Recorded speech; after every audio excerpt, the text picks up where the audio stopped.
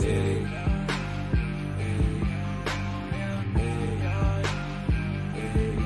Cleveland City.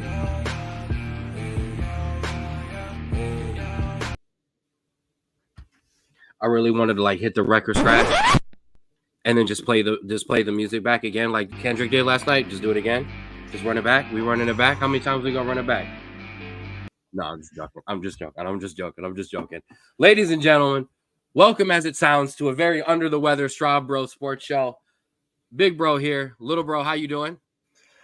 So obviously doing a little bit better than you, but in terms of trying to stay cool, I don't think I'm doing much better because my lord, is it hot out this week?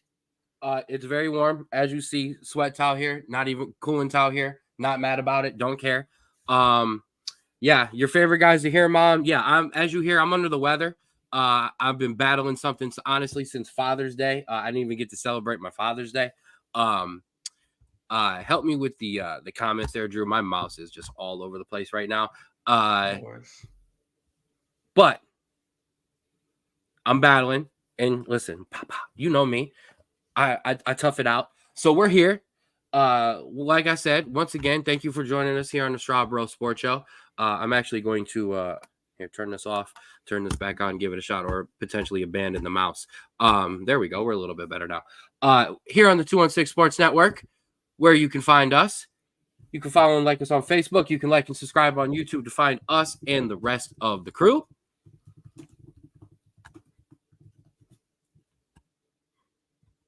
Off to the best start in the world. Where you can find the rest of me and the rest of the crew. 4th and 15 with Mel and Smooth. The Jay Rich Show. The Rulers Minute with Rico McGee. Rico just dropped one. I think it was this weekend. Outside Interference. Big news on that coming very, very soon. That's all I'm going to say. And the Straub Bro Sports Show. Straub Bro Sports Show. You can find us everywhere. You can find us on TikTok at the SBSS. You can find us on Twitter or X at Straub Bro Sports. And you can catch us on Spotify, Straub Bro Sports Show, where you can find everything we have ever done, all of our little special episodes, all kinds of things like that. Also, a big shout out KZ Productions for letting us post in on their Facebook and YouTube page. Like and follow both of us. Give everybody a little bit of love there. Also, a big shout out to my guy Austin Fink at Create Your Own Wave Apparel. You already know what it is. It's my favorite thing to do. Don't ride the wave. Create your own wave. You can check them out on Instagram at Create Your Own Wave 2021. And you can get the actual merch at cyowoapparel.myshopify.com. Boom. I didn't lose it. It's right here. You're going to have to take over graphics, Rob. Inside knowledge. We're all over the place today. This is why I can't be sick and I can't have a broken mouse. That's where you can find Austin.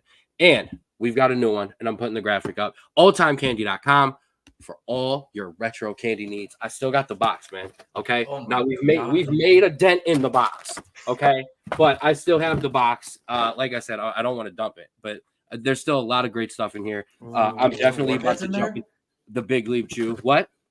There's some Warheads in there? Oh yeah, baby, Warheads. So, dude, I'm telling you, and I know we're not supposed to promote this, but dude, there's some old school candy cigarettes in there too. That I'm definitely about to have some fun with when the child is not around. So hit up oldtimecandy.com. Remember, use promo code SBSS for 15% off of your order. All right, bro. It's been a minute. Technically, since we've done a regular show, since last week we were doing all of the Euro stuff, but we've got news and we've got things to talk about. But before we jump into too much of the news, I want to give a big shout out. Happy 10th birthday to my little guy, my nephew Carter. I know he's going to be seeing this. He's going to be watching this. I don't know if he's live or if he's going to be running it back, but he is 10 today. Shout out to my guy Carter. I love you, man. And I will see you hopefully this weekend at the Akron City Cleveland SC game. All right. We can't wait for that. Me and Straub will be there. That is a huge game. We're expecting upwards of 2,000 people there at St. Vincent St. Mary's Stadium for our Akron City FC. Rubber City Underground will be there to the crew. They always got the flares going. Yes. Shout out to you, Carter. You in there. Hopefully you guys will be there. It's going to be an awesome atmosphere. You know, me and Straub will be there. We'll be doing our halftime show, and we'll be doing your post-game interviews with Coach and your man of the match. That's the important news. Now let's get to the sports news. Some unfortunate sports news, actually, to start with. Our well wishes to Cameron Brink, torn ACL. She's done for the year. Get well ASAP. She was going to be on the Olympic 3-on-3 team too. Just awful, just bad. Stop it. I mean, honestly, I would have put her. Oh, see here, the face was for Caitlin Clark. I would have put her there anyways. That's where she belonged. I don't ever think she belonged on. I know if you want to talk ratings and just do that stuff, I mean, yeah. However, you're talking about a women's team that I think has won every gold medal that's ever existed in women's basketball. So I'm not going to question what their roster looks like. But yeah, she should have put her on the 3-on-3 team. Like that would have just made more. That would have made sense. Yeah, here, no, you're right. You're not ready for that yet, but we got you for that. Yeah. And Mom said I need to share. Mom, you ain't getting no candy. Nah, I'm just playing. I'll see you this weekend, Mama. You can get some candy. But so that takes care of the bad news. But bro, it is summertime, so it might be time to talk about some hot dogs. It might also be time to get the grass cut, apparently. So yeah, this is a weird one. The sport that everyone looks forward to around July, the hot dog eating contest had some controversy over the week. So it was announced, I want to say on Monday, that Joey Chestnut had signed a 4-year, $1.2 million contract with Impossible Food, which is a vegan food company. Shortly thereafter, hang on, Pops. And he's already blown up the comments about something. Just hang on, Pops. I got you there. Shortly thereafter, the company behind the hot dog eating competition, Major League Eating, which I think is an amazing name, by the way, put out that they had banned Joey Chestnut from competing in the tournament until he does not represent a rival brand. Now, they had said that as soon as he does not sign with or does not promote the food company, the Impossible Foods, he is allowed back at the tournament. But Joey Chestnut has remained firm in the fact that he wants to do this deal. He had reportedly gotten $200,000 to perform at the competition last year, so he is making an extra $100,000 in this deal per year. But for those that are wary of watching the hot dog competition without Joey Chestnut, fear not, because Joey Chestnut and former champion and basically the only other high-profile eater that was also banned from the competition for similar reasons, Takeru Kobayashi, are set to face off in their own competition on Netflix on September 2nd. So if you can wait a couple more months, get into the fall where we're getting some football going, we get to watch two of the best eating competitors ever square off on a live event. Okay, couple things here. First of all, shout out to Cedar Hill, Texas, probably the only place in the world hotter than us right now. Yeah. Second thing, if you're available on Facebook to send us some stars and you want to send us some stars, send us some stars. It only supports us. Thank you. That was from the boss. And like I said, Pops, I'm going to get to that. First of all, this is the stupidest thing in the world. Why? Oh my goodness, that was an excuse to use the towel. First of all, fail on you. We haven't done chest bumps and head slaps in a very long time on this podcast, but an absolute head slap to whoever, and I can't even remember what you called them, for kicking Joey Chestnut out. Nathan's or not Nathan's. Just Major League Eating. Major League Eating. Just shame on you. You're a joke. It's why you lost Kobayashi to begin with, and Joey Chestnut carried you. Now, here's the other thing. I'm going to watch the Nathan's hot dog eating contest anyways, but not live, just at some point when they replay it the million times that they replay it that day. I'll catch it and I'll watch it. And then I will absolutely tune into Netflix to watch Joey Chestnut versus Kobayashi. Like, are you kidding me? Oh, this is 100%. now, and just like just like I ordered Pacquiao Mayweather when that fight was 10 years too late, and this eating contest is 10 years too late, I'm going to watch it because I am a sucker for anything sports related. Absolutely. I want to point this out real quick. We are officially hotter than Texas. It is 90 in Cedar Hills, Texas. It is 92 currently where I am sitting right now. So it's hot. It feels like it's 84 and just in this room. So I apologize if you hear the fan running. If the fan does not run, I will pass out. Okay. Any other news? I've got nothing. Yeah, we got three more pieces of news. Oh yeah, we've got some big NBA news to talk about as well. Yeah, so we got two. We got a hiring and a firing. First off, we'll go with the firing. Pistons have fired head coach Monty Williams after just 1 year. Monty was quoted as being blindsided by the fire. The Pistons now owe him $65 million. There was some bad parts of the season, but honestly, there isn't a lot that Monty could do with that roster more than he did. I know I don't want to compare it to the Hugh Jackson era in Cleveland because I feel like he was given more opportunities, but being kind of that bad and that much stigma, unfortunately, it does hold you somewhat. Yeah. I'm gonna. So full. Me and bro talked about this topic behind the scenes, and it shifted around a little bit. Monty Williams is dealing with some really, really unfortunate real life issues in terms of his wife's health. And she's in Phoenix. Detroit backed the Brinks truck up to get him to come, and they didn't really do a lot for him. I don't think he was really probably in the right mind to probably give his best effort either. And I doubt we see Monty Williams coach this year. I wouldn't be surprised. Detroit as an organization is just failing all around. Draft picks, just kind of everything in general. So they kind of need to, I would think, clean house and try to get it together there. But we'll see what happens on that end. Yeah, that's kind of all I got to say about that one. No, fair enough. And listen, hey, there's a certain Cleveland organization that might want to investigate his services, but depending on what we're thinking. Yeah, but that's I don't know. For me, I get it, more experience, but I kind of the same kind of defensive coach, the same way JB is, and I don't know. Personally, I want Monty to go home and take care of family. You know, that's important. Very fair. As I do the show sitting across from my brother. You know what I mean? I'm not going to say anything else other than that. But yeah, I mean, I agree with this. There's no real chance there, but they don't have. There's nothing, and they got one guy. The drafting hasn't been great. I don't know. And we're gonna talk about this in a second since it did get brought up. But all right, get to the other news. Yeah. First, I want to say you're stupid in the chat, and you know who you are. The hiring is by the thing that covered the entirety of the playoffs, which I'm going to rant on later. The Lakers have hired a head coach.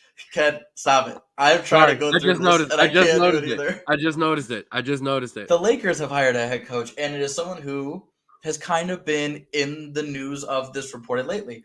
Mm-hmm. JJ Redick has been hired by the Lakers. It is a 4-year deal. There has not been any news on the salary as of yet. I guarantee you in this past 5 minutes that we've been on air, it's probably been put out there. But considering they were ready to give Dan Hurley $70 million, I wouldn't say probably not that much, but I would consider it to be somewhat in the ballpark. They had also reported that they really made the decision based on what Anthony Davis was looking for and his opinions on it. So an interesting one, someone who has a lot of knowledge, but not a lot of coaching experience. And so this is unfortunately very Laker-y as of late, of just taking big swings and not hitting a lot. So what we're not going to do is pretend like they didn't offer Dan Hurley like the biggest contract of all time and get shut down. So, you know, we're not going to pretend like this isn't the second choice because it is. We're not going to, I mean, we're just going to be honest about this part. Two white guys are not going to sit here and talk about also what Stephen A talked about black head coaches not necessarily liking that JJ is stepping in and getting this. Good luck. Yeah. I mean, it's Same thing I said for Dan Hurley. You know, the minute LeBron doesn't like your play call, you're in trouble. I will say this: hire the right assistant coaches, and you'll be okay. Here's where 100%. I think he really messed up. Jeff Van Gundy just got hired. That's an assistant. And that's who should have been sitting next to JJ Redick. Somebody with enough experience, although the problem for JJ is you don't want to also put someone as your assistant coach who could easily be the head coach come, halfway through. And I know LeBron hasn't committed yet. This has a lot to do with Anthony Davis. Writing is all on the wall. LeBron coming back. The reports last year were and yeah, the JJ is 100% to entice LeBron. There were not reports. LeBron was recruited by Dallas, by basically Kyrie. And LeBron was like, yeah, I'd love to play with you in LA. So I don't know. I can't see LeBron going anywhere, especially with the way they're manipulating the way they're manipulating the draft too. I mean, I agree. We can go back and forth about it all day long, but I think he stays personally. But yeah, honestly, I think this could go very similarly to how Jason Kidd's coaching career started, where the first one was awful, the second one got a little better, and now he's finally starting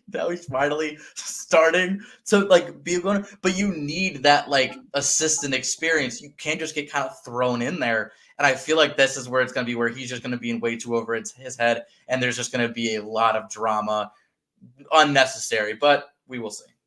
I absolutely, and if you are watching, or if you're just listening, I absolutely did the fake Jason Kidd fumbling of the ice onto the court there.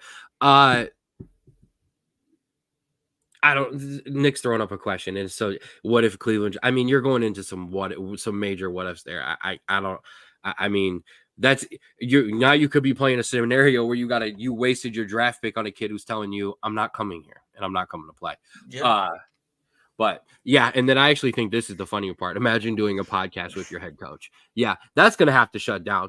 You know what I mean? Oh, yeah. No offense. You lose 2 in a row on the East Coast to Boston and whoever else.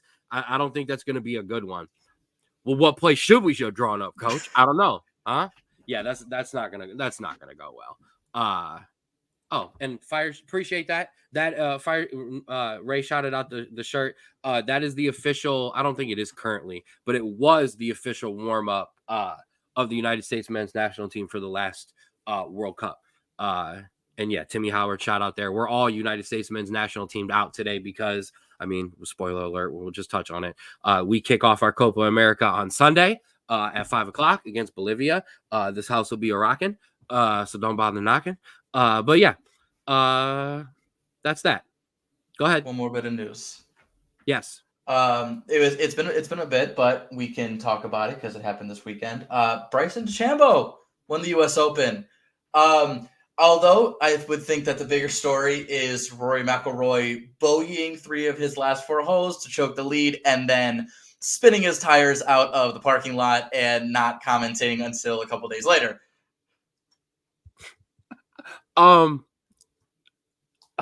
This is tough because it's all fun and games for me to be the Rory hater that I kind of am until he does something like this, and now I could just rot. I mean, it's kind of funny. I mean, this is no offense, guys. This is who Rory is. I'm just tired of it. I just was on the beginning of it. I'll be honest with you. I'm sorry. I'll tell the truth. Like I've not been the biggest fan of Rory. This has always kind of been. He's kind of been a pouty guy. He's kind of a whiner. He's a poor sportsman.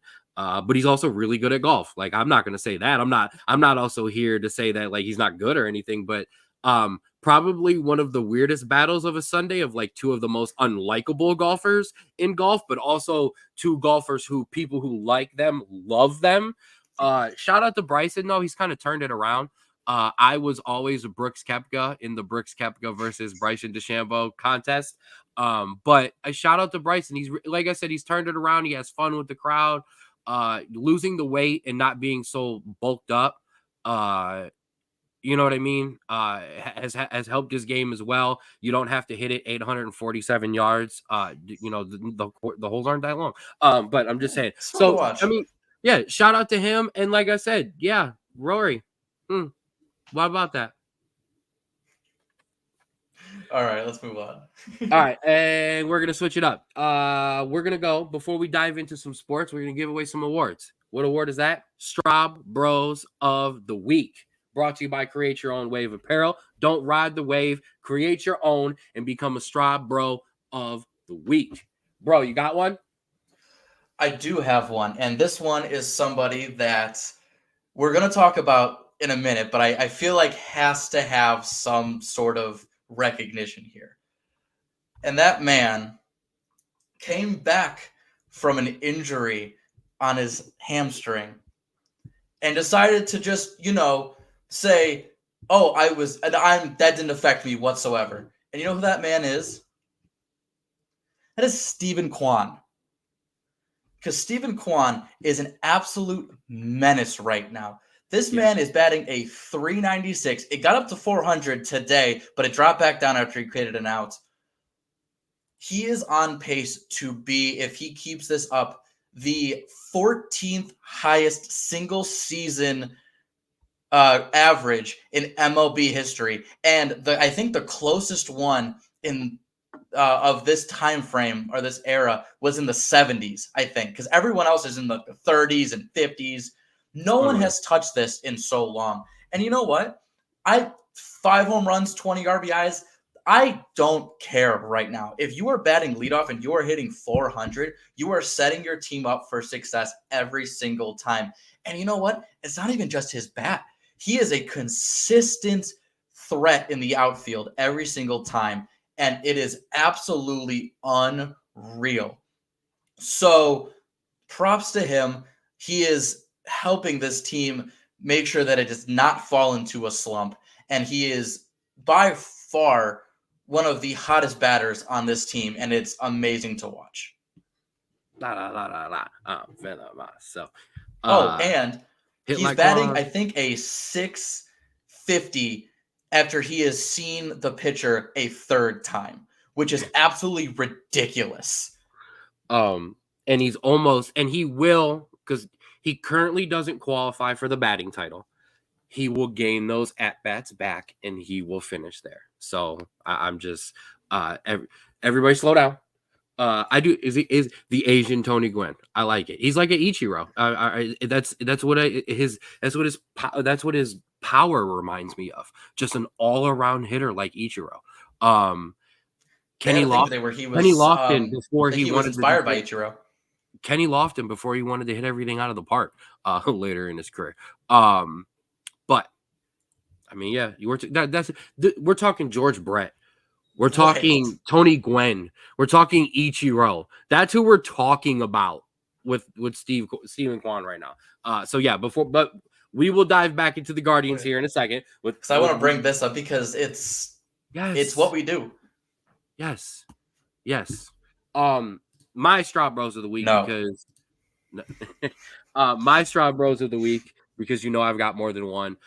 First of all, and I threw it in the news, but he was already in my Straub Bros of the week. Like I said, my guy Carter, Mr. 10-year-old, happy birthday. I want to give my son a shout out for my Father's Day, one of my Father's Day gifts that he made. That was awesome.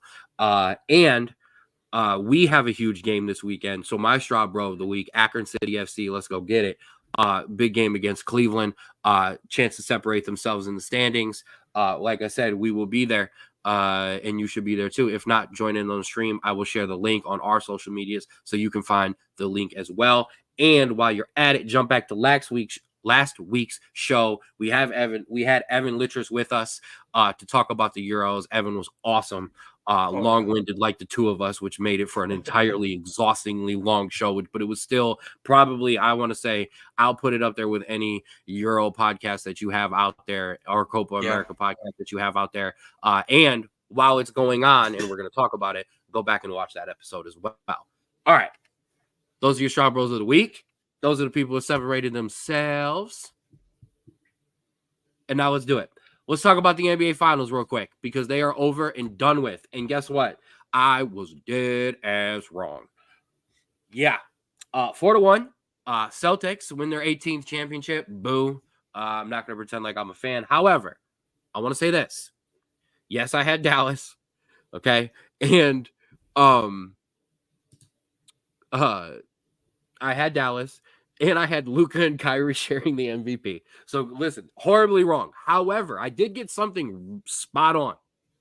I said the Celtics would win a championship if Jaylen Brown was the best player. And not only was Jaylen Brown the best player, Jaylen Brown was your Bill Russell Finals MVP, which should be renamed the Michael Jordan LeBron James Finals MVP, and we should give Bill Russell the regular MVP, whatever. But yeah, they are better when Jaylen Brown is the one and Jason Tatum is the best number two that you could possibly find because he's a number two who could also be a one. I also want to criticize Jason Tatum because, man, if you would stop being KG and Steph and Angel Reese quotes and just be the person, bro. And just be the person who picked his son up in the confetti and was like instant into dad mode, which is the Jason Tatum that I love the most. Like 100%. Like that's my guy. Like when he shoots into dad mode, like I'm in because like that's when the real Jason Tatum starts to come out. Not the anything is possible and then whatever the Steph one was, it was just awful. It was horrible. But they won. So I got to give them that. Your thoughts on the Celtics before we jump over to the Dallas Mavericks? I guess all I have to say is finally and good because you objectively had the better team. You've been there before, and you finally capitalized on the amount of talent that you've had for the past 5 years. So great, good for them. They deserved it. It's hard to win a championship, but this is the one that if you didn't win, you were the ultimate chokers. You were the ultimate whatever, insert, line there. But they got the job done. They deserve it. And I am forever jealous of Boston fans for the amount of championships that they currently have. There you go. On the Dallas side, I mean, I'll be honest. Just Luka's got to lose a couple pounds. Luka's got to lose a little weight. He's got to get in a little bit better shape. And he's got to be healthy. And then they just run it back. Yeah, and also you got to see that, like, I wrote this here. I go, they lost all their key players. But then I had to, like, explain myself. I go, not due to injury. Just nobody else showed up. No. Nobody showed up. It was just Luka. And Luka couldn't really do it himself. He's not that kind of guy. He needs kind of a second option to kind of bounce off of right now. And so I think you're right. I think guys get healthy, guys stay with them, and they get better chemistry. They're now there. The lights won't be as bright as they would, and they get a better performance, and they should be okay. I won't post this comment, but Ray does. Ray bringing up that they won half of their championship against Plumbers. Like, I mean, yeah, I mean, I don't know. Like, that's tough. It's kind of true, but I mean, they won some recent, but no, I mean, when we're talking dominance, I mean, but yes, you're right. It's about time that I do want to bring up that point. It is about time that Boston won. There's no more excuses. Like, come on. No. Can I ask a question? Sure. How big did this finals feel to you? Awful. Like one of the worst I can remember in a very long time. And you know what the worst part is? It's not the teams. Because you have two potential superstars, three really potential superstars, and a vet who is very popular. Love me some Luka. Love me some Kyrie. The presentation for this series was absolutely dreadful. Like, the pregame was filled with what Stephen A. Smith was wearing and the Lakers head coaching search. There was no hype up before each game to make it feel like it was the last series of the season. And this sounds super dumb. There was no trophy in the center court. So if you watch it in a replay or you just turn it on, you're like, oh, it's a random game in January between these two teams. There was no aura to it that you should feel for a finals series. And I feel like this is exactly how we feel when we look back and we're like, oh, these weren't the Lakers and these weren't the Knicks. And I think that's what people have in their heads sometimes, when in actuality, if you gave some sort of build up to this and actually like gave a care, this would be a great series. And we remember it as a great series, but we're not, because it felt like ESPN didn't care, so we didn't care. And that's what frustrated me so much about it. Man, listen, I'm sick this week, but you took over on the rants. I appreciate you, bro. Like Ray said, and like you said, I mean, zero interest, felt underwhelming. And I agree with everything you said. I'm gonna say this. I grew up on ESPN. ESPN, I love me some ESPN. I'd love to work for ESPN. They have too much sports. They have too many sports. And sometimes when they do, they don't treat everything as important as they do football. That's what it comes down to.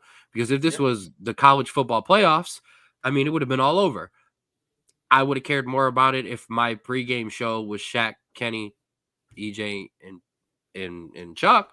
I'm not gonna lie. I don't. I keep it real with you. I also, and this is something that they do in every sport. I hate when we get to the finals and all of a sudden we're grabbing players from previous series. I don't want to talk to those guys. Right. Hit the Cancun. Okay. Well, here's the problem, and Ray brings up a funny point that the WNBA craze has overtaken them. Yeah, but we can't talk about the damn games when we're talking about the WNBA. We just want to talk about Caitlin Clark's fouls. And also, shout out to Doris Burke, because everybody tried to give Doris Burke crap, trying to say that she was taking a shot at Caitlin. She wasn't taking a shot at Caitlin. She was taking a shot at you people and the people in the media who only want to talk about stupid fouls and things like that. And this is the problem, I think. You don't have players, coaches, like legit people telling you the importance of this game. You have people like Stephen A. Smith and Woj that Yep. And you know what? That was the world. That was great the world. Analysts and great reporters in their own right, but don't have the type of knowledge.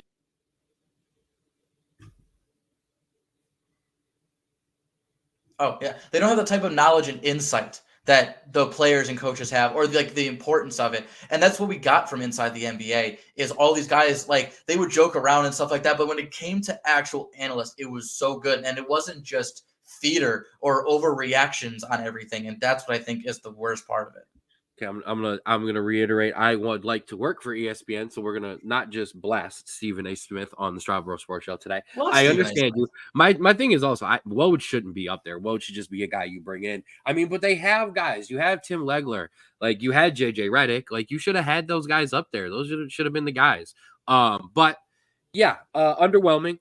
Didn't care about it much. Not gonna lie. When I was going back and forth, because I joke all the time about how many sports I watch at one time, when I'm doing my stuff, hockey got the big screen. Yeah. And the finals went to the smaller screen. I'm not going to lie. And I'm not a hockey guy. I'm not a hockey guy. I like the hockey playoffs. I vouch for the hockey playoffs, but I mean, and Ray, that's not funny. Okay. I'm just saying, like, although I was a defender, so my one goal in college would last, but I'm just saying. But Ray said this show they can replace him right now. I appreciate that. I mean, honestly, though, if you gave me, you, and Jay and Rico the stats that they had, we could have done a pregame show. I'm gonna put that out there right now. Pat McAfee, that's what we're trying to build here. The Pat McAfee, Dan Le Batard, Straub Bros mix of. Let's get out of here. All right. Yeah. Underwhelming finals.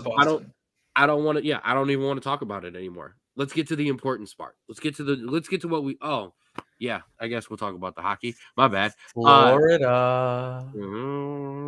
Come out. Don't do it. Ooh. Yeah. Florida Panthers were up 3-0. Then they got smoked in game 4. Sergei Bobrovsky got booted. And then they were on the verge of getting smoked in game 5. They did try to make it a better game, but once again, they're getting dominated. Game 6 is tonight? Tomorrow in Edmonton. Tomorrow in Edmonton. I'm going to put some money on Edmonton. I'm not going to lie. I picked them, so I need them. Like, this series completely flipped, and it's insane to watch. Connor McDavid looks like a man possessed and someone that just is going to refuse to lose. He has 3 goals and 8 assists in 5 games. The Oilers have scored 17 goals, so he has well more than half.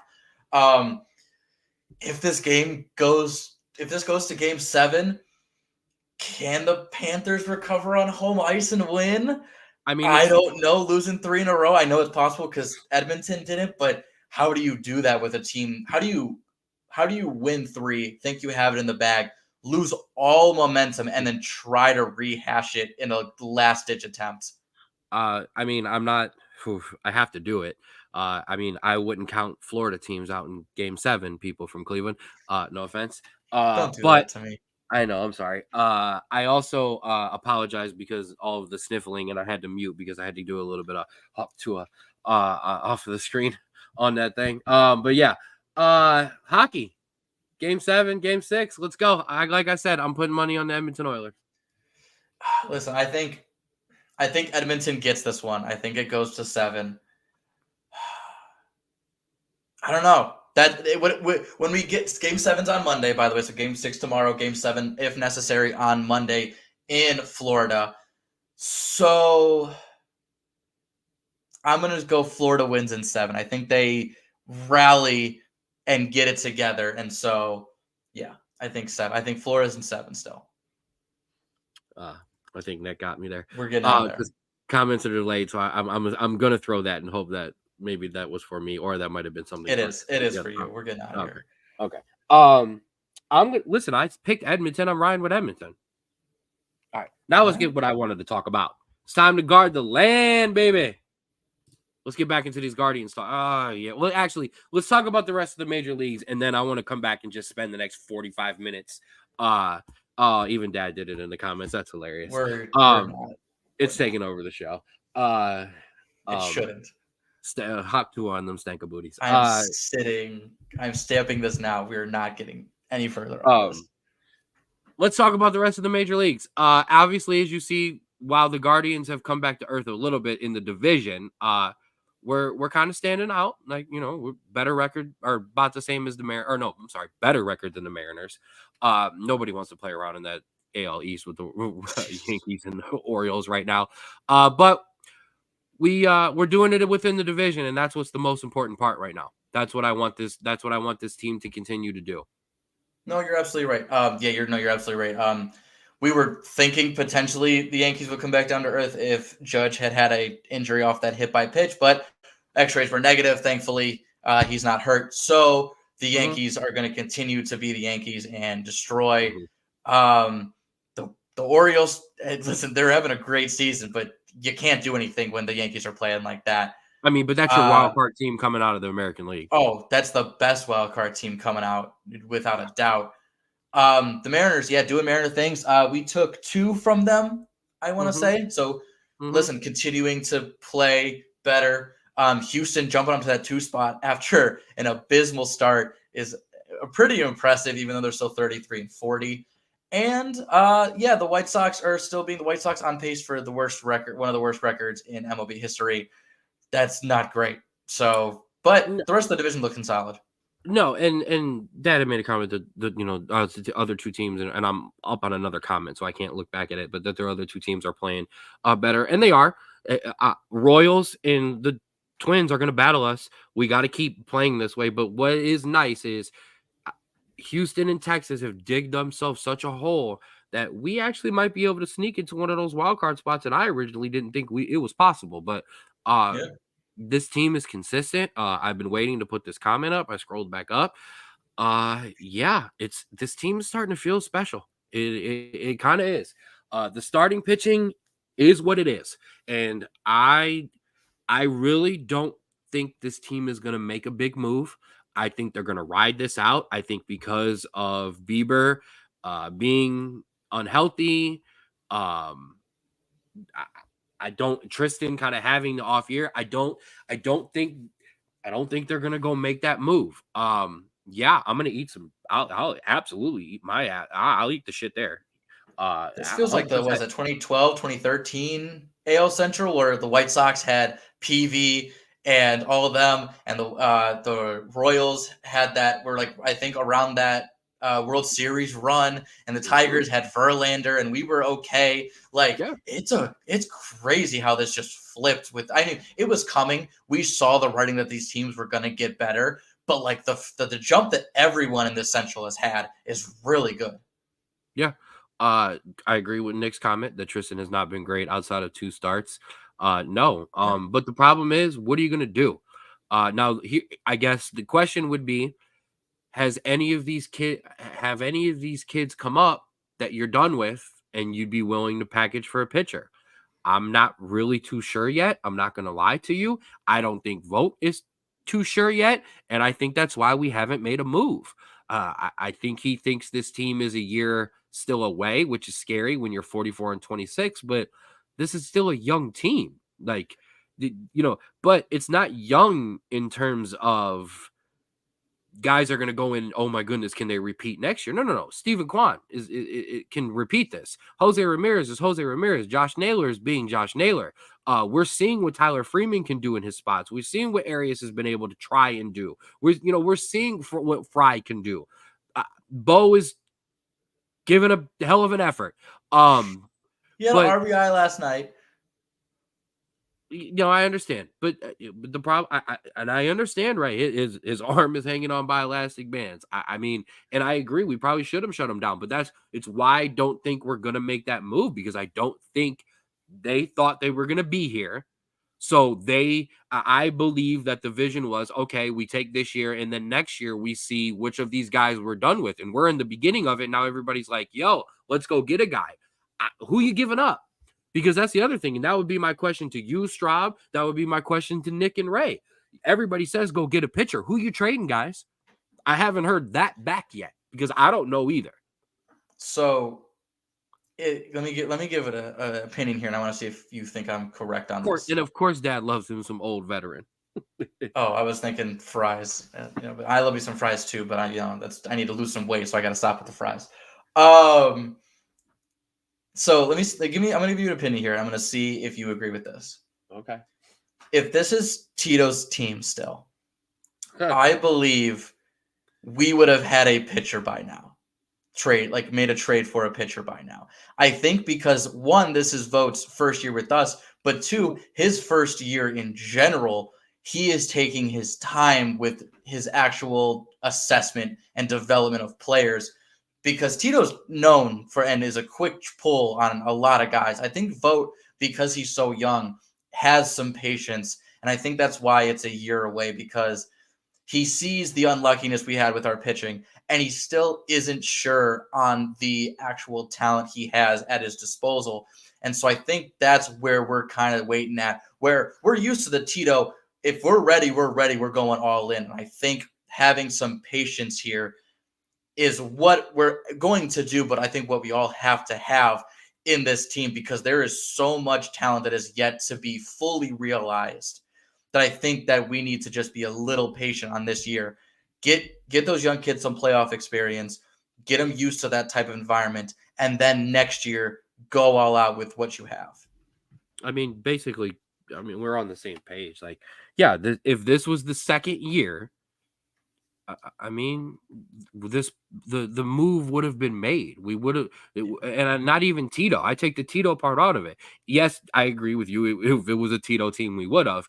And if this was the second year, I think we would have made the move. Now, I'm going to bring up something that Nick brought up. We have the number one pick. We can replace a young hitter. Not that quickly. Like the kid's not like even if he's great, it's gonna take some time. So you're not replacing him yet. 2 years at least. Right. I mean, sure. But I don't see us. I don't see. I don't. Number one, and his strikeouts are crazy. But I don't see. Like Ray said, I don't see us trading in the division. I don't see Detroit wanting to trade with us in the division. Although, hey, if they would like to, I wouldn't mind it. Go ahead. Go get Verlander. Oh, God. All right. Well, we'll see, I think, is the biggest thing here. and I want to correct myself, because I did say, and I can't get Nick's comment to load. Because Nick said he was talking about the farm. I get you. I'm just saying. But fine. If we're ready to let somebody go, I'm good with it. But we got to be ready to let somebody go. Let somebody go. I don't know. Here, you keep saying no, so I'm going to put you on the spot a bit. Okay. Because we've talked about it in the past, but we've gone back and forth, because there is another side to this. Why not on Trevor Bauer? Okay. So one, because I think we talked about this, but I'll We have personally talked about this, but we haven't gone a lot. Well, we've talked a bit about it on the show. Me and you have had many personal conversations about this, but one, if you are going to get a guy like Trevor Bauer, I don't think you get him until late in the season, so that when he's here, his arm isn't going to be shot by October, because there is very little prep that he has had coming into the season, and that is very susceptible to injury when you're throwing at an MLB level immediately. 2, he is, in my opinion, the worst person you can put in that locker room right now to just mess up all of the chemistry that has been made in this team. Basically the opposite of what Austin Hedges is to this team, I feel like. And 3, I just don't think he's that good of a pitcher anymore. I genuinely believe if you put him on this roster, he is maybe a 4 on this pitching staff at best. Maybe he replaces Carrasco because Carrasco's been going downhill. Maybe if you want to put Tristan on the IL, make him get a surgery, you replace him there. But in terms of the other 3 pitchers that you throw out, he's not better than them. He's not going to get better than them, and they might get even more better than him, in my opinion. I don't believe that a pitcher like Trevor Bauer with his current talent is worth all of the potential negatives that you are going to get from him just based on roommate alone. I'm not even talking about press. I'm talking about in the locker room with a first-year head coach. I can respect that. If we lived in a perfect world and you could give him a minimum contract and he was never allowed to talk to the media and he didn't answer and he didn't have to answer questions about the scandals and the cases, this gets so weird. It is worth pointing out that he was found, I don't actually want to say because I'm not 100% sure, but basically there was some things that came out that basically she lied, and that kind of had some of the stuff to do with the case. I don't want to go back and forth because I'm not going to put my foot in my mouth, because I don't want to, I'm not 100% sure about things like not guilty, acquitted. I don't know. What I do know is while there was a lot of ugly stuff that came out, there was some stuff that also came out after that we kind of sometimes do ignore in some of these cases because we got to know way more than we ever should have. But I mean, there was another situation with the kid from Illinois who's going to be drafted, found not guilty.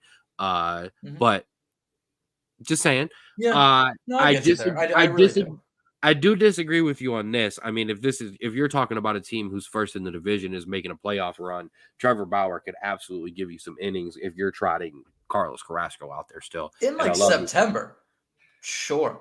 Yeah. I don't think now is the best time when he hasn't pitched at this level in how long, and he didn't have a preseason spring training. He hasn't warmed up he hasn't a full warm up. I actually would prefer that, if I'm being completely honest. If you can get him for cheap. I'm laughing at the comment on the screen. Yeah, no, I'm saying I actually agree with that. Where is Cal? Rockies. Okay. That's the other thing. Nick brings up a great point. Bang. It is a great point. That's a good point. Maybe send him up. Yeah. He's been pitching in the yeah. Okay. No, levels, that's just No. That wasn't a comparison. That was telling you where, But I don't know. I'm just saying. And I'm not saying do it. But no, that is a good point. Or is that for Cal? Is that for Cal? No run support? Or is that if that's Cal, I'll take that. What if it's Bauer? What if that's Bauer with that 3? In the Mexican League, I don't care what your ERA is. I don't. Unless you're hitting a 0 ERA with 100 innings, I don't care what your ERA is in Mexico. Terrible. I want to throw some other stuff out about our Guardians. I want to get out. Oh, that was for Cal. Okay. I'll take Cal. I do want to throw some other stuff out because I did do some work. We talked about Stephen Kwan and his 397 batting average. We're about to have 2 players with 20 home runs. Shout out to Jose and Josh Naylor. We asked where those home runs were going to come from. We have 79. We would be 12th in the majors. Yeah. Let's go. 3 or 4 All-Stars. Oh, I'm going to save that to the end because then we can have the last argument about that one. My favorite stat that I found, we are second lowest with strikeouts in the major leagues. That is a big part of why this team is 44-26. We are third in saves because of a lights out bullpen and closer. And I disagree with you. 5 All-Stars on this team. Stephen Kwan, All-Star. Jose Ramirez, All-Star. Josh Naylor, All-Star. David Fry, All-Star. Emmanuel Clase, All-Star. I respect that. I do respect that because honestly, my mind wasn't going to pitching because we've been bashing on it this entire time. Mm-hmm. And so my 3 or 4, I said Fry was a maybe. He's kind of cooled off a little since that hot start. So when you're not a big name, when you cool off right before, it tends to kill your chances. But the other 4, I think, should. There are 47 roster spots for the Major League All-Star game in each league. I think Fry can get it. We'll see. I mean, I think he should, but I was being realistic on that one. No, I got you. I mean, if you consider Judge a DH, Naylor should start at first base. In my opinion, Kwan should start, and then you could argue about Jose. But I mean, who's a better third baseman right now? There's probably somebody from the Orioles. But I'm just throwing it out there. Fair. No, that's fair enough. All right, quickly, let's get to that. Was a great Guardian segment. Let's click over to the National League. Here's what you need to know. Like I say all the time, the Phillies are really good, and so are the Dodgers. And Atlanta is playing decent ball without Acuna.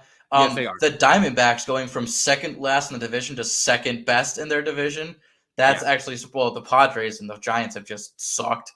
The Marlins and the Rockies have been bad, but not as bad as the White Sox. But, doing okay. And the Brewers just continuing to just extend their lead, and the Reds have fallen to last in the division, which I still get some, because I follow Cincinnati sports somewhat, I still get some Reds updates, and it's just all depression over there. There is no hope at all. Their only hope is Ellie, but even he has bad games and doesn't play well, and it's just all bad.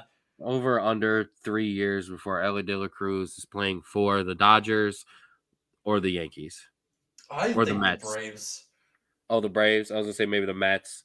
Pair him with Lindor, or they'll trade Lindor to Cincinnati for him. That's actually, I could see that happening.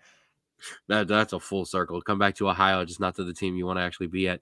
Like I said, not surprised about the Diamondbacks in the same way that I wasn't surprised about the Rangers, in the same way I wasn't surprised about Houston. But most, specifically the Rangers and Diamondbacks, your World Series matchup. These are good, they're quality teams. I know the Diamondbacks kind of came back from a slow first half start last year too, but there's quality there. So I'm really not, I'm not surprised there. We talked about him 2 weeks ago. Skeens, yes. Talk to me next year. Talk to you next year. Listen, I talked about this, and this was my favorite stat from 2 weeks ago. So I'll bring it back up. But this guy doesn't even have the same amount of starts as the strikeout leaders. But if you did give him those starts, he'd be right up there with them. The guy throws nothing but gas. He's got to learn how to pitch. I work with a diehard Penguins. I work with a diehard Pittsburgh guy who's all Penguins and Steelers and Pirates, and that's the exact same thing that he says. The kid's got to learn to pitch a little bit. The kid's got to learn to pitch a little bit because he's only going 5-6 innings because he's just gassing, and that arm's going to wear out eventually. But, I mean, it's electric. Boogie, oogie, oogie, all right? I know, I always say it. You got to look at things like Chris Archer and players like that. Yes, Nick. Next year. You got to look at players like Chris Archer and all those kind of players that they start off and they're throwing gas and they're breaking balls or next level stuff. And we're talking, this guy's great. And then you get into an awful organization that either overuses you or doesn't know how to develop you properly. And within 3 years, they are a 3 or 4 on, the Tampa Bay Rays or the New York Mets or the Nationals, and you never hear from them again. I'm sorry. He looks amazing. Talk to me in a year or two. If he is still their ace and still throwing BBs, sure, I will say it. Thank you, Nick. You are prisoners of. Give this guy time. He could be great, but he could also be playing in AAA ball in 3 or 4 years. Listen, no, none of those guys looked like him. The last time, he did not. He did not look. Hunter Green did not look like this. Okay, and the Pirates are actually being smart. They are pulling him. All right, they're not allowing him to just run off into the game. Okay, no way in hell will the Tribe's picking him up. we don't got the prospects in the world to get that kid right now. It would honestly, there's not many pitchers like that you're saying no to behind him, like just because you don't know what you have yet. Like, yeah, I agree with what Ray said. Like, and here I'm gonna talk about it. I haven't been this excited to go find some other guy or some other guy's pitcher and go must see TV than last time I remember that was Strasburg.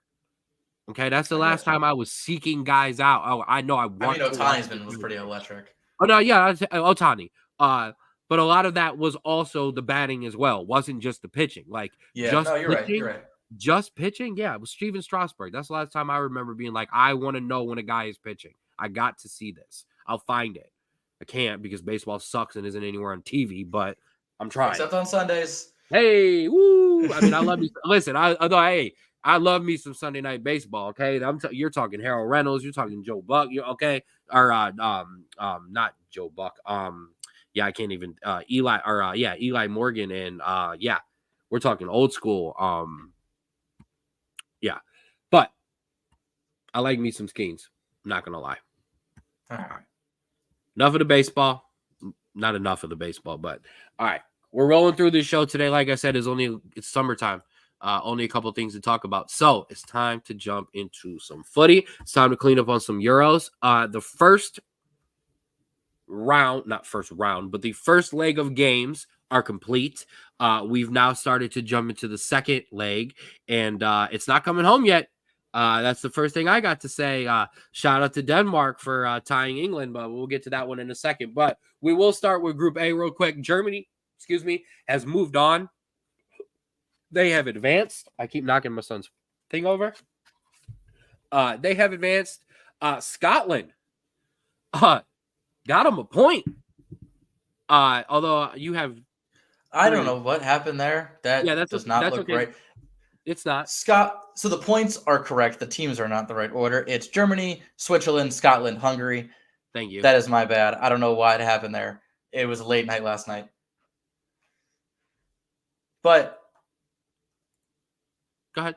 I was going to say, but Germany taking care of business, something we were used to seeing, but not as of late. So they're finally returning to normalcy, taking care of business. It is a weak group, but Hungary was tough. Scotland's tough. Switzerland's tough. So I apologize for dissing the Swiss. They made a mess of me on that one. So they taking care of business, looking like they will be the team to advance there. Scotland's been a bit disappointing. I mean, they got absolutely trounced in the first game. They did come back and draw with Switzerland. They'll take on Hungary with an opportunity to potentially go out of the group. The problem for them is the goal differential is awful. Group B. This one is correct. Right. And there was a great game today. Spain and Italy took on each other in the second game. An amazing back and forth game, mostly dominated by the Spanish. The Italians had some chances though. An own goal got the victory for Spain there in a 1-0 win. But Italy took 3 points in the first game from Albania. Shout out to Albania scoring the quickest goal in European history. 10 seconds in, bad throw in, pounced on it. Great finish. I do want to give us both credit, and sorry to our guy Evan. We nailed Croatia. I have in parentheses, Croatia finally over the hill as we expected. Parentheses, sorry, Evan. Close parentheses. Evan. Sorry, Evan. Shout out to you. That's a tough one. We knew it was going to happen eventually. Like, it's just that golden generation. 38. Modric is 38.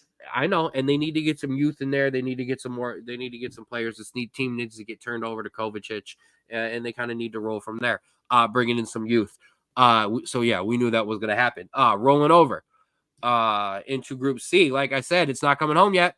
Now, England do look like the likely favorites to advance out of this group. However, they drew with Denmark today, 1-1, in a great game that I want to be honest with you. Not only was the crowd angry with the substitutions and how England was playing, listening to that game with two English commentators was amazing because in the game when Gareth Southgate made those subs and he took off Harry Kane, Saka, and Phil Foden, they were just like, what? Why? What are you doing? This isn't good. This isn't working. This isn't what you should do. It was hilarious. Denmark dominated large sections of that game, had most chances, should have won, honestly. Would have helped my bets as well.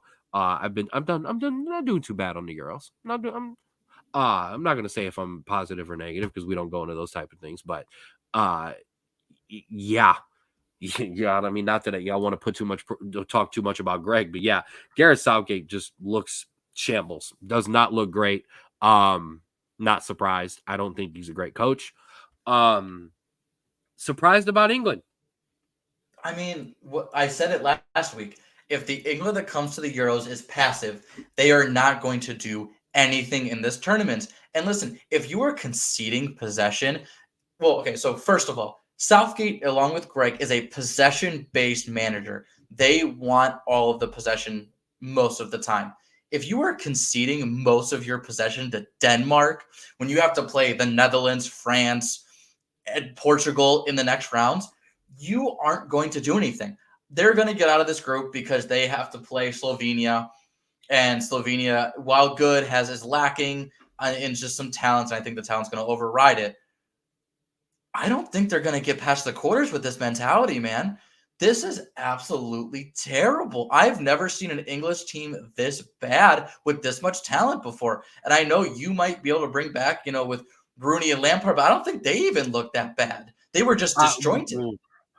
No, I'm going to school you here a little bit. This is the MO for England, man. This is it, man. This is what they can do. They have more. They have not more.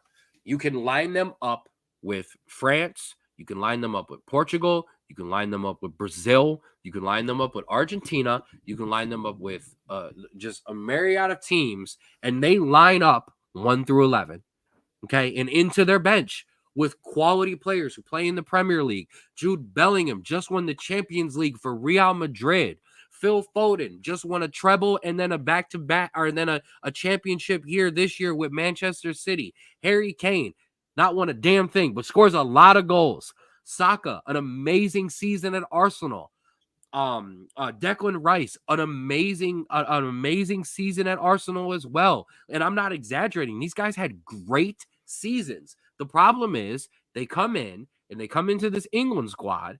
They play out of position. Trent Alexander-Arnold playing out of position. Phil Foden somewhat kind of all over the place. Jude Bellingham kind of given more of like somewhat of a defensive role sometimes. These guys are somewhat out of position. And it just doesn't come together. No, it didn't come together with Rooney and freaking Lampard and Gerrard and Paul Scholes and Beckham and whoever. It didn't come together then. For some reason, when these guys get together, and I don't know if it's ego because it was back then, Rooney, or Ferdinand and Jason Terry and Lampard and Gerrard have all talked about it. They didn't like each other. There was egos. We all just wanted to beat each other. And maybe that's what it is here again for England. Maybe these guys are so competitive in their own domestic league that they can't get together on another level. But then that's on them. Screw you guys. Yeah. That's on you. Get it together for club and country. Like, what the hell? Yeah. So I was going to touch on that. I'm glad you did. No, I'm glad you did because I wanted to touch on the exact point you were going to touch on. Every other country, you have, Brazil. You have, especially the South American teams, Brazil, Argentina. Most of your players aren't playing in Brazil or Argentina. No, they're playing somewhere else. When you have the French team, not a lot of the French people are playing in France. Nope. Is it, and also, yeah, so, and here, and then also you look at the culture of soccer in those places, it is vastly different than what it is in soccer, where rivalries are in England very much a violent kind of thing and a drawing your lines kind of thing. Do you think that that mentality is kind of ingrained in the national team, where from birth it is hard to play with someone just because they play on a separate team and they battle like they do all the time in I mean, comparison to the other players? you have guys. I mean, Roy Because you don't see this in Keane's. Germany, and a lot of them play in Germany. I understand. Yes, and I yes, because if you grow up in Brazil, yes, you have loyalty to your clubs, but your goal, if you're Brazilian, is to play for your national team. If you're Yeah. English, your goal is to play for one of the biggest clubs in England and win a Premier League and win a Champions League. And yeah, win a World Cup too. There's an added to that, you know. So yeah, here's the other thing. You know, for the most part, Munich and Dortmund, they've dominated Germany. Obviously, Real Madrid and Barcelona have dominated England. Yeah, Manchester United dominated sometimes, and Manchester City dominates now, but there was some Newcastle, and there's some Arsenal, and there's some Liverpool, and there's Chelsea dominance, and you know there's other teams. So yeah, I could understand it, because there are guys who won't play for other clubs. There are guys who, once they play for Manchester United, won't go to Liverpool, won't go here. There's guys who play for Chelsea, won't go to Arsenal. You know, who play for Spurs, won't go to Arsenal. You know what I mean? Like these things happen. So yeah, I can understand it, but at the same time, come on. Like, Yeah. and I also don't think he's the greatest coach for this team. Let's No, you're talk not. about I think both things can be true at the same time. who has dominated the Premier League. Take who has won championships in the Premier League recently. Let's go all the way back to my guy. He's Scottish. Then let's go Chelsea. It was Pep. Or I'm sorry, it was Jose. It was Jose and Antonio Conte. Antonio Conte. And then who did it at Manchester City? At Manchester City, it was Pellegrini. It's been Pep. Who did it at Liverpool? Jurgen Klopp. What do all of those guys have in common? They're not They English. but they get the best out of the English talent. So maybe they need to hire somebody who's not English. I mean, that's not wrong. Which would also be another uproar in that country, because they also want an English manager for their English team. But you know what the issue is? The way if you look at any English manager, name me one that plays as attacking as any of those coaches you mentioned. There's none, because the English it's still the 4-4-2 mentality, even if it's in a different system of we're gonna defend, we're gonna control the midfield, and we're gonna get some chances on the counter, you know, in terms of that. And I think that's the issue there, is you don't have that kind of mentality in an English system. And I think that's the massive issue here. But I think we're also rambling way too long about the English national team, and we need to move on. We absolutely do. Because I was gonna say it. I was gonna say Brendan Rodgers, but he's not English. No, he's Scottish? Irish? I don't know. No, he's from the UK. Here, I'll look. He's from the UK. He's from the UK. Okay. So I was going to say Brendan Rodgers. That's about all I know in terms of attacking football. Okay. Okay, then hire Brendan Rodgers. Screw it. Sure. Let's see what happens. Sure. All right. Group D. Only one game in. Obviously, Netherlands. Go ahead. He's Northern Irish, so it's separate. Absolutely. Oh, it's 100% separate. No disrespect. So there we go. I apologize, Brendan Rodgers, for calling you English. I knew you weren't. That's why I said it. Group D, only one game's been played. The Netherlands, they beat Austria. France. No, I'm sorry. They beat Poland. I'm sorry, Polska. France beat Austria. Poland did get out there. They got the goal. I thought it was like, here we go. And then no, unfortunately. Obviously in the France game, Kylian Mbappe broke his nose. He will be fitted with a mask. It was reported first that he would be out of Friday's games versus the Netherlands. Now it's being reported he could potentially play. I think he should come on as a sub, but that would just be me. But we'll see. Yeah, I mean, we'll see. I still have the Netherlands obviously Poland's always going to give them tough. I just didn't think that they were going to do anything. But yeah, good for the Netherlands. Yeah, that's all I got on that group. So we'll move on. Is Robert Lewandowski going to play in this game for Poland versus? I think he's out the whole group stage. Ooh, that's going to be tough. They needed him for this one because that could have been a legit 3 Well, points. actually, you know what? Now that I say that, I'm not sure. So let's not don't hold me to that. Let's not, because if they can get 3 points against Austria with the way the Netherlands-France game could go, they could be a player. 100%. Excuse me. Group E, like I said, 1 game. Belgium, that whole half golden generation. What did I tell you they should have done? I told you they should not start Romelu Lukaku and Kevin De Bruyne. Should bring them on as subs. They started him. Romelu Lukaku missed 147 chances in front of goal, and the ones he made were all called offsides or brought back by VAR. Listen, Belgium, I called you my disappointment of the tournament, but my lord, I didn't think you'd prove me right so quickly. Oh my god. You said Lukaku still can't stay on sides. It doesn't change whether he's playing for Chelsea or playing for Belgium. And yeah, that defense looks so weak. Young Vertonghen is still playing out there. Here's the problem. This whole golden generation of Belgian players and going into the next golden generation, at some point, some of your players have to play defense. Like, you need a couple center backs and a couple wingers to come with you to these tournaments. You can't just put 11 attackers on the field or 10 in a goalie. I'm sorry. It doesn't work like that. Yeah, that was hilarious. I'm going to take my L on Ukraine. We'll see what they do. We picked the wrong team to break out of this league, out of this I know. Group, we completely flipped on this division. Shout out to Romania and Slovakia. The Slovakian goal against Belgium was just absolute class. What a hits. We'll talk about hits next group too. There have been just nothing but some golazos. The goal for Denmark against England today was absolutely fantastic. There have some of the first 2 Italian goals were great. We'll talk about the ones coming up. One of the Romanian goals was amazing. There's been some just great goals all around. 2 of them, absolutely. But yeah, we flipped this group upside down. Whoops. Group F. Speaking of golazos, Turkey.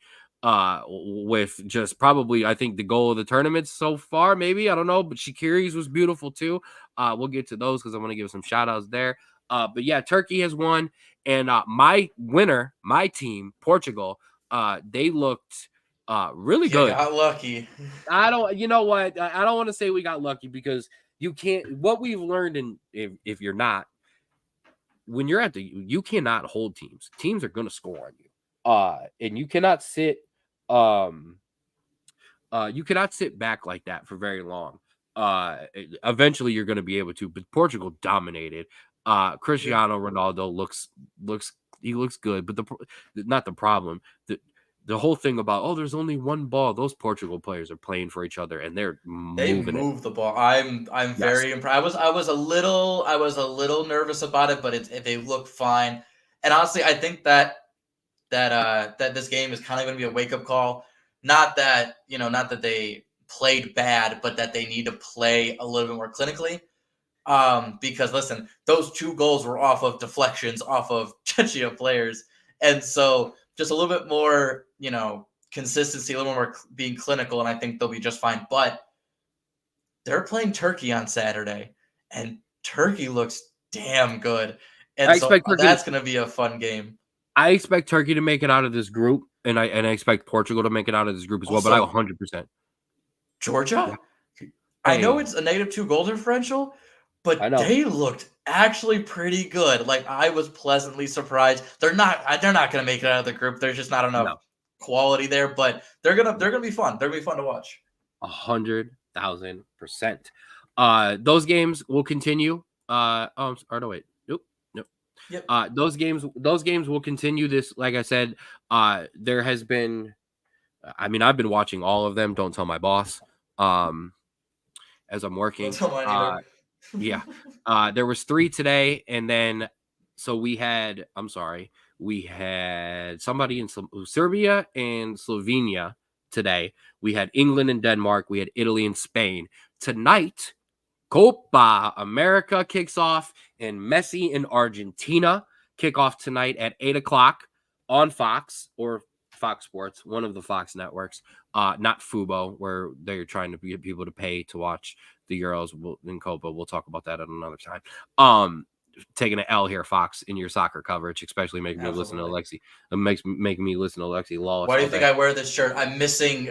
Listen. It gets that bad that I'm missing Howard commentary because of how bad Lawless is. I don't like Tim Howard either. I actually think Lawless might be better. But Copa America kicks off tonight. Like I said, Argentina takes on Canada. So there is some big soccer love there if you just like soccer stars and Messi in Argentina. And if you're a CONCACAF and if you like to root for our teams, Canada's in there as well. And Alfonso Davies. The United States of America, we kick off our Copa America run Sunday, 5 o'clock, Bolivia. Tune in, please. Support us. Watch us. Wear your jerseys. If you don't have a jersey, just write USA on a shirt. I got plenty. Write USA on a t-shirt and wear it. Or do what I did way back in the day when you couldn't get United States men's national team jerseys. And I took my Deion Sanders 21 Cowboys jersey and took a piece of paper and wrote Donovan and put Donovan on there because he was 21 during the World Cup. That's what I do. Absolutely that's how we do it. Bring it back to my Cowboys. Football season is coming upon us. So yeah, make sure you check out Copa America as well with the Euros. It's going to be, I think there's 6 games tomorrow. I think there's 3 Euro games, a lot. 9 noon and 3, and then 3 Copa America games. I think it's 5, 7, and 9. Yes. I have breaking news. Hold on to your breaking news. So that'll be Copa America and that'll be your Euros. Make sure you check into that stuff, and that will do it for your footy. We are not going to talk MLS this week. Shout out to my Galaxy for getting on the winning end. And you as well. But nobody's watching the MLS right now. Love the MLS, but nobody's watching it. We're watching the Euros and we're watching Copa. You should be shut down. Get to your breaking news. Boxer Ryan Garcia has been suspended 1 year after a positive PED test. The victory over Devin Haney has now been overturned to a no contest. And I'm pretty sure we saw the other day that he had said he retired. I don't even know. Who, Devin Haney or Ryan Garcia? Ryan Garcia. I'm pretty sure I saw a day or two ago he had said that he retired. This could be trying to get out in front of this PED test. Yeah, because he failed both samples because he's a cheater. I'm done. I'm out on Ryan Garcia. Talented kid. I'm out. Get it together. Figure it out. Here's the other thing. I'm going to take that back because I used to get mad. I used to kind of defend Floyd Mayweather on certain things, not on all things, on certain things. These guys take punches to the head for a living. Sometimes we shouldn't let them talk because sometimes multiple hits to the head kind of, especially right after the fight. Like, that's the worst part, I think. Yes. I know a lot of people don't like Joe Rogan, but Joe Rogan will not talk to fighters after they're knocked out. He doesn't like that because you're not there. You don't know what you're doing. But yeah, I'm not surprised. Go away, get clean, get yourself together, stop tweeting weird things. That's how I kind of feel about that. Mike Tyson, Jake Paul, that was canceled. Tyson unfortunately was injured. I'm not had an issue. That has not been rescheduled. However, Jake Paul will take on. He's going to fight someone else instead. I can't remember who it is off the top of my head. We'll tune in. I wanted to see Mike whoop his ass. I'm not gonna lie. Nothing against Jake Paul. I believe in Mike Tyson. So until somebody knocks out Mike, I don't believe that. Go ahead. And finally, because I don't want to miss this. We want to extort our well wishes. Hall of Famer baseball player Willie Mays has died at 93. 23 seasons in the major leagues, 1951 to 1973. One of the breakout stars coming out of the Negro Leagues, along with Jackie Robinson and Larry Doby. Absolutely phenomenal players, and Satchel Paige. Finished his career with, I want to say, 3,000 hits. 3,283. Yeah, 1,900 RBIs, 1,500 just yeah, absolute stud. And one of those guys that was on the was made. To take a break. It was One the of those oldest guys that was put when you see that over the shoulder catch, that's what everyone thinks of. Yeah, was the oldest living member of the Baseball Hall of Fame as well. And another, I don't know the exact numbers for Willie Mays as well, but just another reason why it was great that we brought over those Negro League stats. So these guys can be remembered as what they are, and that would be great baseball players. I will say this: Willie Mays is one of the few, not few, but distinctly one of the non Cleveland Guardians / Cleveland Indians at the time that our grandfather would talk about. Just how great he was. And yeah, shout out to Big Cuzzo Josh, the Say Hey Kid, the original web gem. Yeah, 100%. If you're familiar with baseball tonight, if you're a baseball fan and you know web gems and you know that sound, Willie Mays was the originator of that, and a guy who could hit too. Was the San Francisco Giants through and through. Was Mr. Giant honestly until Barry came along. Anytime you saw, if you look back at any of that stuff with Barry Bonds, Willie's front and center there because that's the Giants. So yeah, definitely a big rest in peace to Willie Mays. All love to his family. Yeah, we continue to lose legends.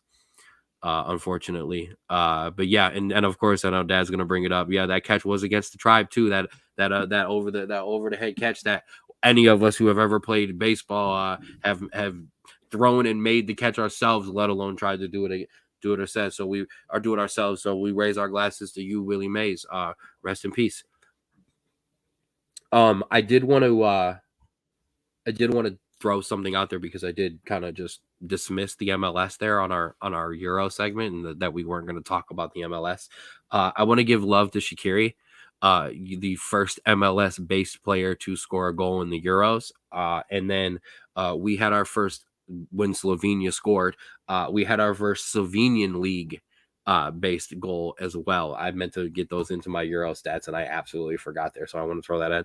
Awkward to throw that in after the Willie Mays rest in peace. But hey, we gotta get in what we gotta get in. Yeah. Anything else, my guy? I mean, just to say thanks for watching. Oh no, I didn't mean that. I meant anything on the actual I know, show. that's what I'm saying. I'm ready to wrap this one up. Absolutely. Thank you again for rocking with us this week, watching, listening, commenting live. There's been a lot of you this week. Running with us back on Facebook, YouTube, Spotify, wherever you are watching us on the 216 Sports Network. The 216 Sports Network, that's where you can follow us. You can follow and like on Facebook. You can like and subscribe on YouTube. You can also find the rest of the crew. Who is the rest of the crew? 4th and 15 with Mel and Smooth, the Jay Rich Show, the Rulers Minute with Rico McGee, and Outside Interference, and also the Straub Sports Show. Straub Sports Show. You can find us everywhere. You can find us on TikTok at the SBSS. You can find us on Twitter or X, whatever you want to call it. I still call it Twitter sometimes, at Straub Sports. You can catch us on Spotify. Just type in Straub. We'll come right up. You can jump on Spotify. You can rock with us all the way back to the beginning. Catch all of our episodes, our United States men's national team episodes, our soccer episodes, our crunch time episodes, our NFL draft episodes, whatever you want. You can go back and you can rock with us there. Breath for me.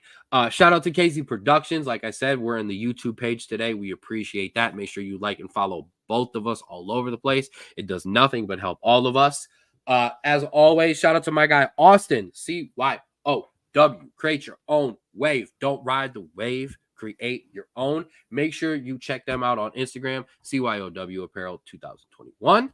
Or I'm sorry, Create Your Own Wave 2021 on Instagram.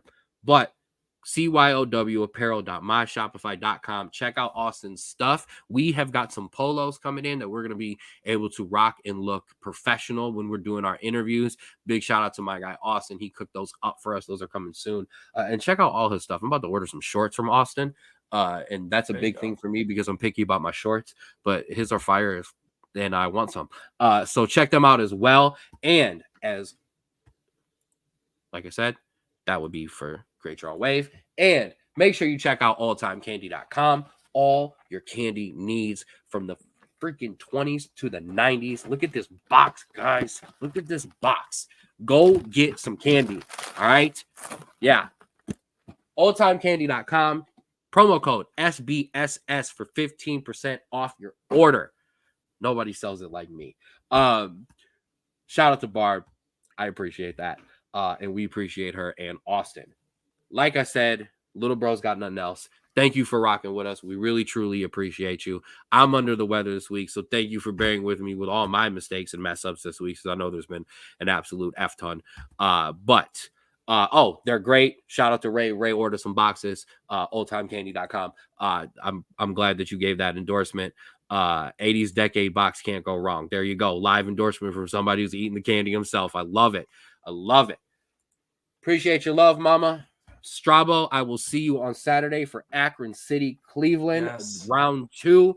Thank you, everybody else. Like I said, whether you're running it back or live, we appreciate you. We thank you. And as always, we encourage you to, Strabo, love yours.